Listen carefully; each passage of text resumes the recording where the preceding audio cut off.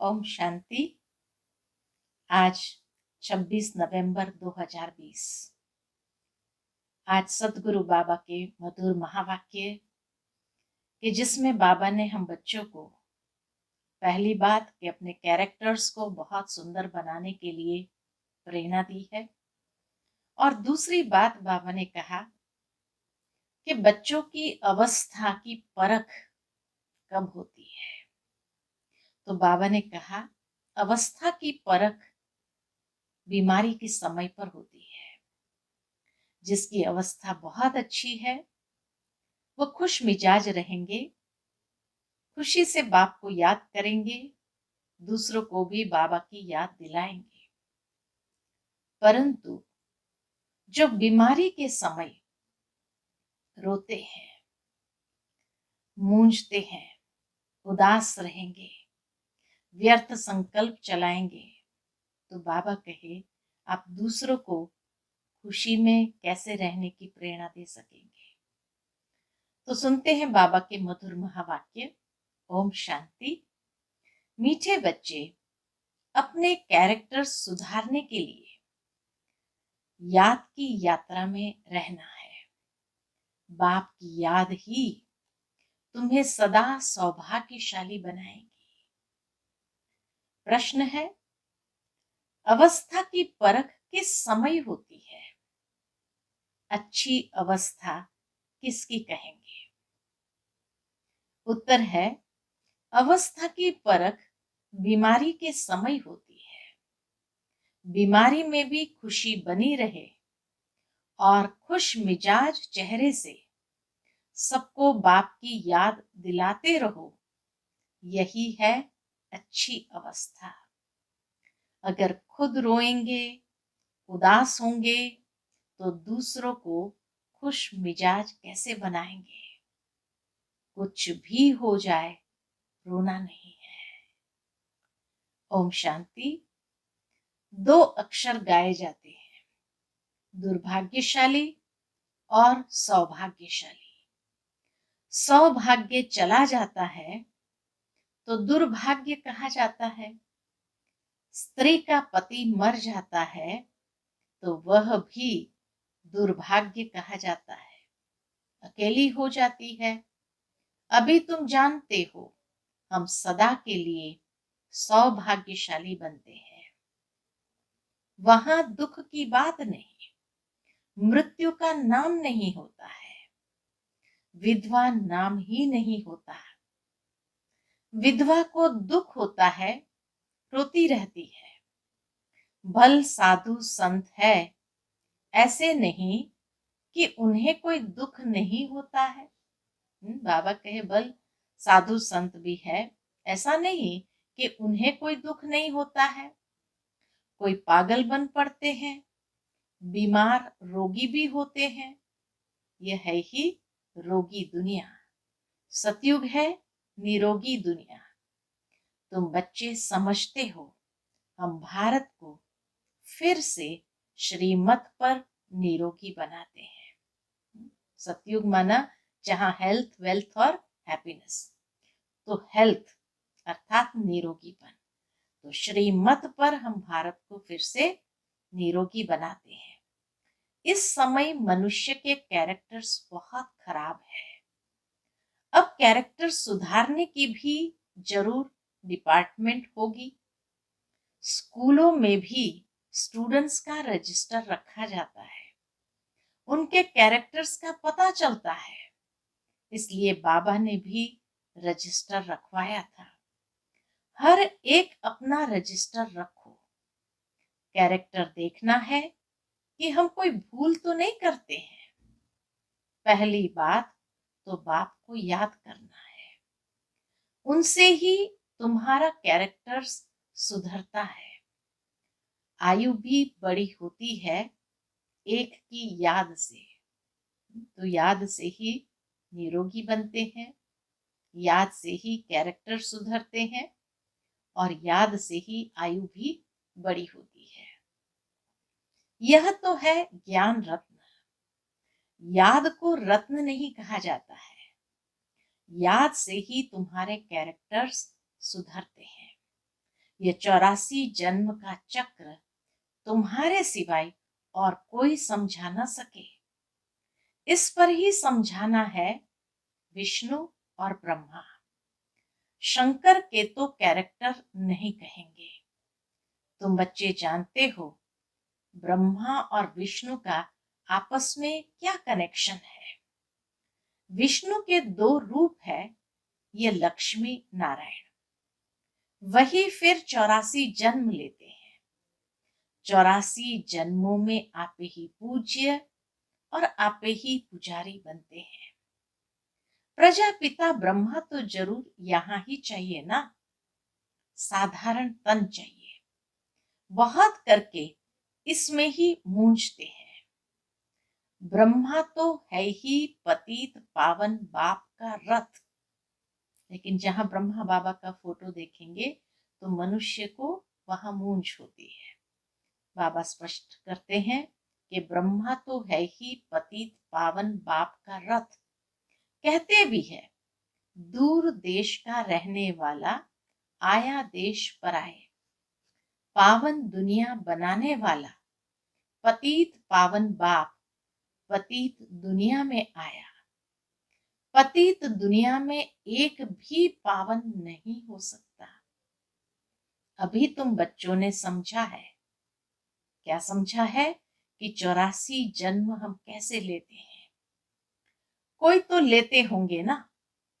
जो पहले पहले आते होंगे उनके ही 84 जन्म होंगे। सतयुग में देवी देवता ही आते हैं।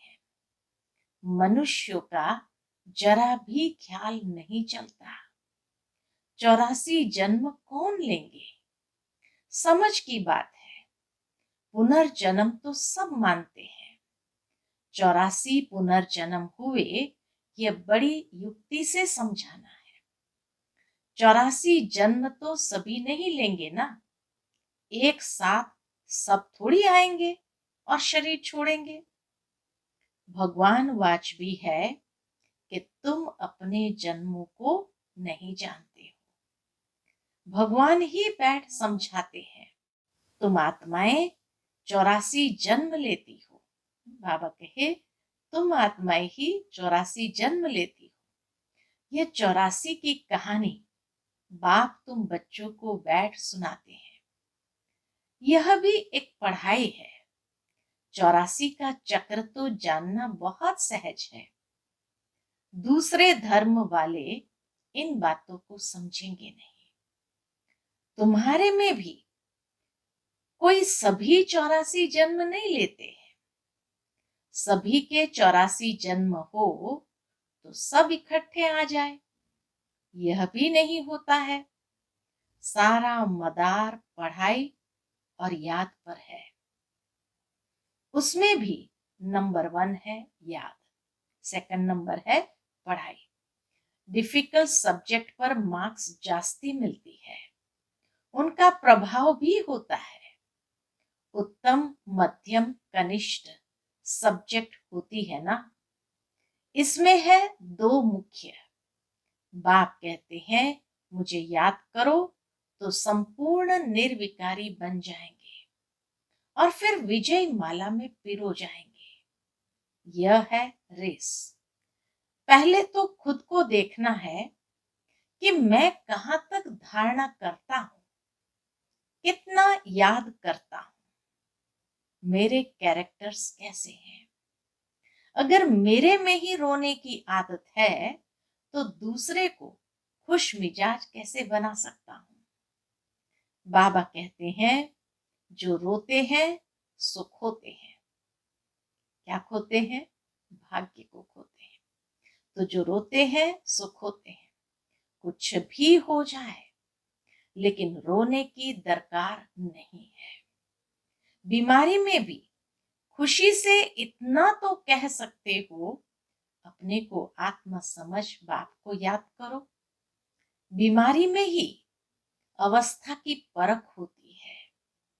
तकलीफ में थोड़ा कुड़कने की आवाज भल निकलती है, परंतु अपने को आत्मा समझ बाप को याद करना है। बाप ने पैगाम दिया है, पैगंबर, मैसेंजर एक शिव बाबा है, दूसरा कोई है नहीं। बाकी जो भी सुनाते हैं सारी भक्ति मार्ग की बातें। इस दुनिया की जो भी चीजें हैं सब विनाशी है। अभी तुमको वहां ले जाते हैं जहां टूट फूट नहीं। वहां तो चीजें ही ऐसी अच्छी बनेगी जो टूटने का नाम ही नहीं होगा। यहाँ साइंस से कितनी चीजें बनती है, वहां भी तो साइंस जरूर होगी, क्योंकि तुम्हारे लिए बहुत सुख चाहिए। बाप कहते हैं तुम बच्चों को कुछ भी पता नहीं था। भक्ति मार्ग कब शुरू हुआ, कितने तुमने दुख देखे, ये सब बातें अभी तुम्हारी बुद्धि में है। देवताओं को कहा ही जाता है सर्वगुण संपन्न, 16 कला संपूर्ण, संपूर्ण निर्विकारी। फिर वह कलाएं कैसे कम हुई? अभी तो कोई कला ही नहीं रही है। चंद्रमा की भी धीरे धीरे कला कम होती है ना। तुम जानते हो कि यह दुनिया भी पहले नहीं है, तो वहां हर चीज सतो प्रधान फर्स्ट क्लास होती है। फिर पुरानी होते कलाएं कम होती जाती है। सर्वगुण संपन्न ये लक्ष्मी नारायण है ना। अभी बाप तुमको सच्ची सच्ची सत्यनारायण की कथा सुना रहे हैं। बाबा तुमको सच्ची सच्ची सत्यनारायण की कथा सुना रहे हैं। अभी है रात, फिर दिन होता है। तुम संपूर्ण बनते हो तो तुम्हारे लिए फिर सृष्टि भी ऐसी ही चाहिए। 5 तत्व भी सतो प्रधान, 16 कला संपूर्ण बन जाते हैं। इसलिए शरीर भी तुम्हारे नेचुरल ब्यूटीफुल होते हैं, सतो प्रधान होते हैं। यह सारी दुनिया 16 कला संपूर्ण बन जाती है। अभी तो कोई कला नहीं है। जो भी बड़े से बड़े लोग हैं अथवा महात्मा आदि है, ये बाप की नॉलेज उनकी तकदीर में ही नहीं है। क्यों नहीं है? उन्हों को अपना ही घमंड है। जहां अभिमान होता है तो वहां ज्ञान ठहर नहीं सकता है। तो इसीलिए बाबा ने कहा कि ये उनकी तकदीर में नहीं है, ज्ञान उनकी तकदीर में नहीं है। उन्हों को अपना ही घमंड है। बहुत करके है ही गरीबों की तकदीर में। कोई कहते हैं इतना ऊंच बाप है, उनको तो कोई बड़े राजा अथवा पवित्र ऋषि आदि के तन में आना चाहिए।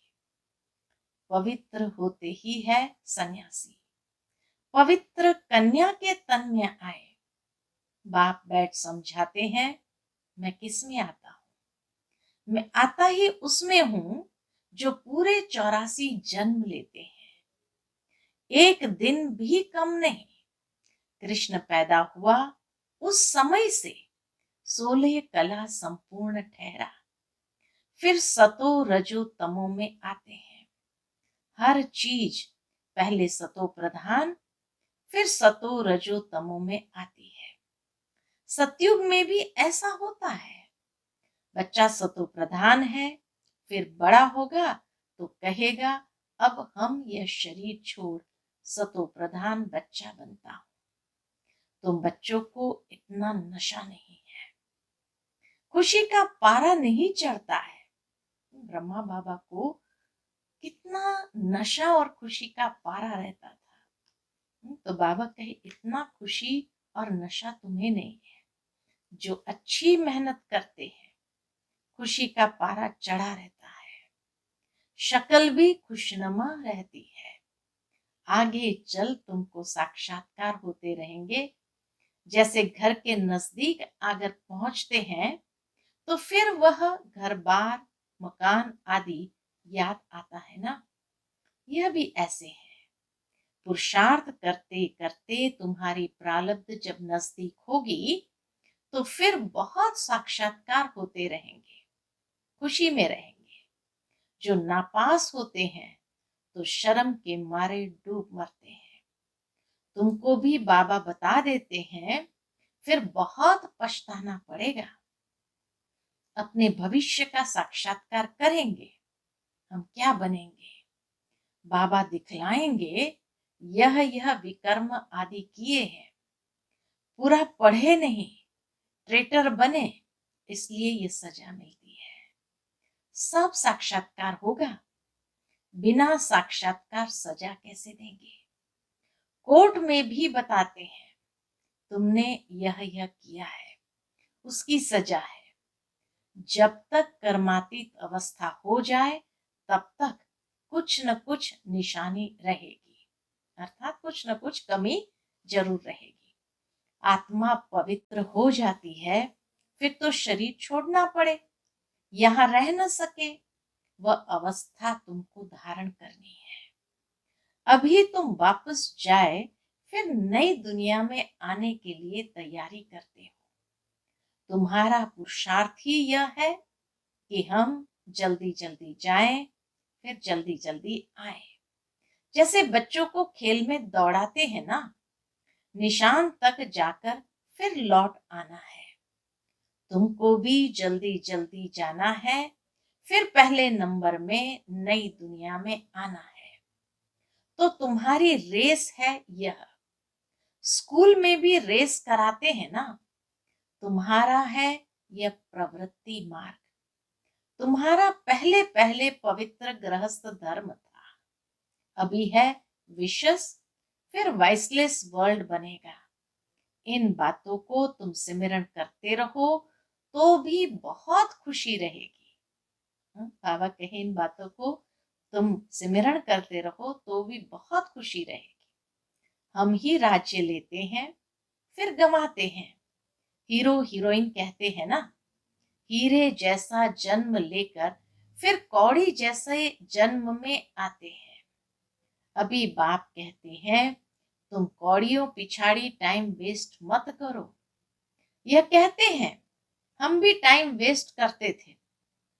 ब्रह्मा बाबा भी कहते हैं कि हम भी टाइम वेस्ट करते थे, तो हमको भी कहा, अब तो तुम मेरा बनकर ये रूहानी धंधा करो।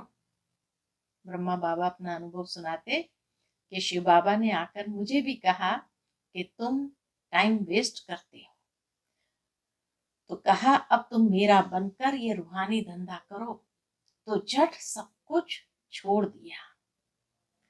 पैसे कोई फेंक तो नहीं देंगे, पैसे तो काम में आते हैं। पैसे बिना कोई मकान आदि थोड़ी मिल सकता। आगे चल बड़े बड़े धनवान आएंगे, तुमको मदद देते रहेंगे।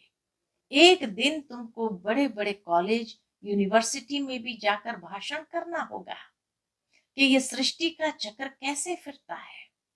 हिस्ट्री रिपीट होती है आदि से अंत तक। देखो बाबा की भविष्यवाणियां। और आज तो कितने यूनिवर्सिटी कॉलेजों में जाकर के प्रोग्राम्स होते हैं। इनफैक्ट कितनी यूनिवर्सिटी कॉलेजों ने तो MOU साइन किया है। तो इसीलिए बाबा कहे, गोल्डन एज से आयरन एज तक सृष्टि की हिस्ट्री ज्योग्राफी हम बता सकते हैं।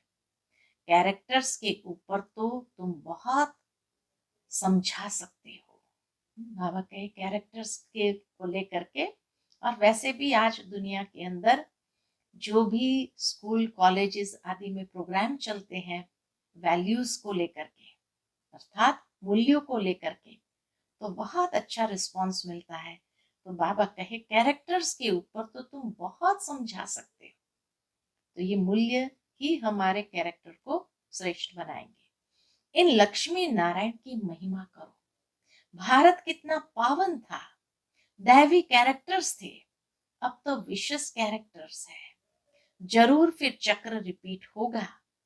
हम वर्ल्ड की हिस्ट्री ज्योग्राफी सुना सकते हैं, वहां जाना भी अच्छे अच्छे को चाहिए। जैसे थियोसॉफिकल सोसाइटी है, वहां तुम भाषण करो। कृष्ण तो देवता था, सतयुग में था। पहले पहले है श्री कृष्ण, जो फिर नारायण बनते हैं। हम आपको श्री कृष्ण के 84 जन्मों की कहानी सुनाए जो और कोई सुना न सके। ये टॉपिक कितनी बड़ी है। होशियार को भाषण करना चाहिए। बाबा कहे थियोसॉफिकल सोसाइटी में जाकर के ऐसे भाषण करना चाहिए, क्योंकि वो सभी कृष्ण को बहुत मानते हैं। इसलिए बाबा ने कृष्ण के 84 जन्म की कहानी सुनाने के लिए कहा। अभी तुम्हारे दिल में आता है हम विश्व के मालिक बनेंगे। कितनी खुशी होनी चाहिए। अंदर बैठ ये जाप जपो, फिर तुमको इस दुनिया में कुछ भासेगा नहीं, अर्थात अच्छा लगेगा नहीं। यहाँ तुम आते ही हो विश्व का मालिक बनने, परम पिता परमात्मा द्वारा। विश्व तो इस दुनिया को ही कहा जाता है। ब्रह्म लोक व सूक्ष्म वतन को विश्व नहीं कहेंगे। बाबा कहे ब्रह्म लोक व सूक्ष्म वतन को विश्व नहीं कहेंगे। बाप कहते हैं मैं विश्व का मालिक नहीं बनता हूं, इस विश्व का मालिक तुम बच्चों को बनाता हूं। कितनी गुह्य बातें हैं। तुमको विश्व का मालिक बनाता हूं, फिर तुम माया के दास बन जाते हो। यहाँ जब सामने योग में बिठाते हो तो भी याद दिलानी है, आत्म अभिमानी हो बैठो, बाप को याद करो। 5 मिनट बाद फिर बोलो। तुम्हारे योग के प्रोग्राम चलते हैं ना, बहुतों की बुद्धि बाहर चली जाती है, इसलिए 5-10 मिनट बाद फिर सावधान करना चाहिए। जो बाबा ने कहा था, जैसे अभी कमेंट्री आदि चलती है। अपने को आत्म समझ बैठे हो, बाप को याद करते हो, तो खुद का भी अटेंशन रहेगा। बाबा ये सब युक्तियां बतलाते हैं। घड़ी घड़ी सावधान करो। अपने को आत्म समझ शिव बाबा की याद में बैठे हो, तो जिनका बुद्धि योग भटकता होगा वो खड़े हो जाएंगे। घड़ी घड़ी ये याद दिलाना चाहिए। बाबा की याद से ही तुम उस पार चले जाएंगे। गाते भी है केवैया नैया मेरी पार लगाओ, परंतु अर्थ तो नहीं जानते हैं। मुक्ति धाम में जाने के लिए आधा कल्प भक्ति की है। अब बाप कहते हैं मुझे याद करो, तो मुक्ति धाम में चले जाएंगे। तुम बैठते ही हो पाप कटने के लिए, तो फिर पाप करने थोड़ी चाहिए, नहीं तो फिर पाप रह जाएंगे। नंबर 1 यह पुरुषार्थ है। अपने को आत्म समझ बाप को याद करो। ऐसे सावधान करते रहने से अपना भी अटेंशन रहेगा। खुद को भी सावधान करना है। खुद भी याद में बैठे तब औरों को बिठाए। हम आत्मा है, जाते हैं अपने घर, फिर आकर राज्य करेंगे। अपने को शरीर समझना यह भी एक कड़ी बीमारी है। देह अभिमान में आना, बाबा कहे यह भी एक कड़ी बीमारी है। इसलिए ही सब रसाताल में चले गए हैं। नीचे गिरने का कारण क्या है? अपने को देह अभिमान में ले आए। उनको फिर सैल्वेज करना है। अच्छा, मीठे मीठे सिकिलते बच्चों प्रति माता पिता बाप दादा का याद प्यार और गुड मॉर्निंग। रूहानी बाप की रूहानी बच्चों को नमस्ते। हम सब रूहानी बच्चों की रूहानी माता पिता बाप दादा को याद प्यार, गुड मॉर्निंग और नमस्ते नमस्ते। शुक्रिया बाबा, शुक्रिया। आज की मुरली से धारणा के लिए मुख्य सार है। पहली पॉइंट, अपना टाइम रूहानी धंधे में सफल करना है। हीरे जैसा जीवन बनाना है। अपने को सावधान करते रहना है। बार बार बाबा की याद और आत्माभिमानी स्थिति के लिए अपने आप को सावधान करते रहना है। शरीर समझने की कड़ी बीमारी से बचने का पुरुषार्थ करना है। दूसरी पॉइंट, कभी भी माया का दास नहीं बनना है। अंदर में बैठ जाप जपना है कि हम आत्मा है। खुशी रहे, हम बेगर से प्रिंस बन रहे हैं। आज का बाबा का मधुर वरदान है, वाइसलेस की शक्ति द्वारा सूक्ष्म वतन व तीनों लोकों का अनुभव करने वाले श्रेष्ठ भाग्यवान भव। वाइसलेस की शक्ति द्वारा सूक्ष्म वतन व तीनों लोकों का अनुभव करने वाले श्रेष्ठ भाग्यवान भव। जिन बच्चों के पास वाइसलेस की शक्ति है, बुद्धि योग बिल्कुल रिफाइन है, ऐसे भाग्यवान बच्चे सहज ही तीनों लोकों का सैर कर सकते हैं। सूक्ष्म वतन तक अपने संकल्प पहुंचाने के लिए सर्व संबंधों के सार वाली महीन याद चाहिए। यही सबसे पावरफुल तार है। इसके बीच में माया इंटरफियर नहीं कर सकती।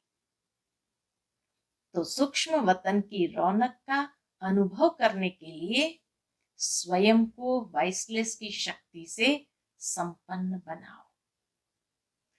आज का स्लोगन है, किसी व्यक्ति, वस्तु व वैभव के प्रति आकर्षित होना ही कंपेनियन बाप को संकल्प से तलाक देना है। किसी व्यक्ति, वस्तु व वैभव के प्रति आकर्षित होना ही कंपेनियन बाप को संकल्प से तलाक देना है। अच्छा, ओम शांति।